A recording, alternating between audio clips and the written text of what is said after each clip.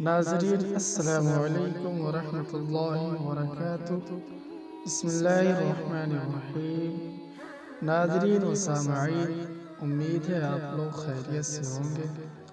ناظرین، استخارہ کی فضیلت حدیثوں میں بہت آئی ہے۔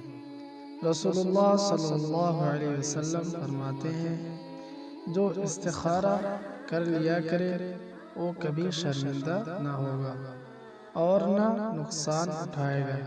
الطبرانی۔ استخارہ کرنا نیک نیتی کی علامت ہے، استخارہ نہ کرنا بدقسمتی ہے۔ ترمذی۔ حضور صلی اللہ علیہ وسلم صحابہ اکرام رضی اللہ عنہم اجمعین کو استخارہ اس طرح سکھایا کرتے تھے جس طرح قرآن شریف کی صورتیں سکھاتے تھے۔ بخاری، داؤد۔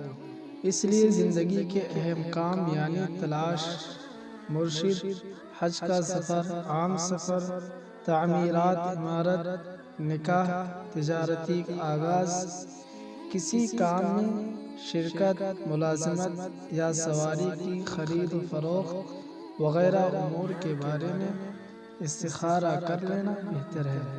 انشاءاللہ ہم اگلی ویڈیو میں آپ حضرات کو استخارہ کی دعا اور اس کا طریقہ بتائیں گے۔